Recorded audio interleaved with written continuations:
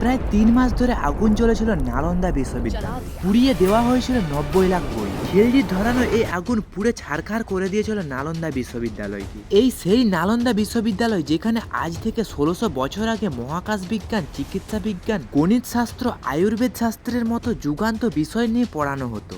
এখন বিশ্বের মানুষজন অক্সফোর্ড কিংবা হার্ভার্ড বিশ্ববিদ্যালয় নিয়ে গর্ব করে। কিন্তু বর্তমান সময়ে যদি নালন্দা বিশ্ববিদ্যালয়ে কোনো অস্তিত্ব থাকতো, তাহলে গোটা পৃথিবীর তাজ্জব হয়ে তাকিয়ে থাকতো ভারতবর্ষের দিকে। তো বন্ধুরা, এই নালন্দা বিশ্ববিদ্যালয় কি কারণের জন্য পুরো ছারকার হয়ে গিয়েছিল, আজকের এই ভিডিওতে জানবো। তার আগে ভিডিওটা ভালো লাগলে ভিডিওতে একটি লাইক করে চ্যানেলটিকে অবশ্যই সাবস্ক্রাইব করবে। নালন্দা হলো একটি সংস্কৃত শব্দ। নালন্দা কথার অর্থ হলো জ্ঞানের ভান্ডার। পৃথিবীর অন্যতম বিশ্ববিদ্যালয় প্রতিষ্ঠা হয় 427 খ্রিস্টাব্দে। এখানে রাজনীতি, ইতিহাস, চিকিৎসা বিজ্ঞান, জ্যোতির্বিজ্ঞান, আয়ুর্বেদ শাস্ত্র, অঙ্ক, দর্শন পড়ানো হতো এবং বহু বিষয়ে শিক্ষা দেওয়া হতো। ইতিহাস ঘাঁটলেই দেখা যায় সম্রাট কুমারগুপ্তের সময় থেকেই নালন্দা বিশ্ববিদ্যালয় খ্যাতি লাভ করে। সারা বিশ্ব জুড়ে জাপান, চীন, তিব্বত, প্যারিস, মধ্য এশিয়া আরো বিভিন্ন দেশ থেকে বহু শিক্ষার্থী এখানে পড়তে আসতো। এই বিশ্ববিদ্যালয়ে অ্যাডমিট নিতে গেলে দিতে হতো কঠিন পরীক্ষা। বলা হয় এখানে যে সমস্ত গেটম্যান থাকতো তারাও কঠিন পরীক্ষা দিয়ে তারপর চাকরি পেত। বিশ্ববিদ্যালয় ছিল ১০০রও বেশি শ্রেণীকক্ষ ও ২০,০০০ ছাত্র ও প্রায় ২,০০০-এরও বেশি শিক্ষক। প্রতিটি বিষয়ের শিক্ষক ছিল। এখানে দূর দেশ থেকে আসা ছাত্রদের জন্য ছিল হোস্টেলেরও সুবিধা। তবে ছাত্রদের শিক্ষা ও থাকা খাওয়ার জন্য কোনো প্রকার অর্থ নেওয়া হতো না। শিক্ষা ছিল সম্পূর্ণ বিনামূল্যে। নালন্দা বিশ্ববিদ্যালয়ের সবচেয়ে বড় আকর্ষণ ছিল এর লাইব্রেরি। এখানে প্রায় ৯০ লাখ বই ছিল। প্রাচীন ভারতে তথা বিশ্বের প্রাচীন ও বিরলতম বই ছিল।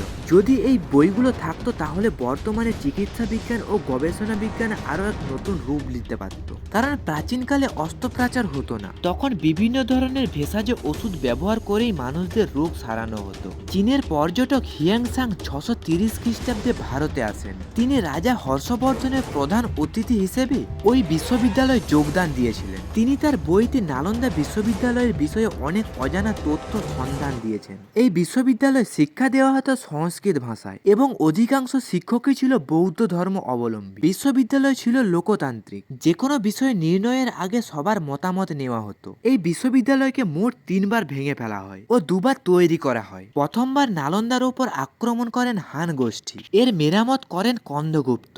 দ্বিতীয়বার আক্রমণ করেন গৌড়দারা, এবার মেরামত করেন রাজা হর্ষবর্ধন, আর শেষবার পুরো ধ্বংস করে দেয় বখতিয়ার খিলজি।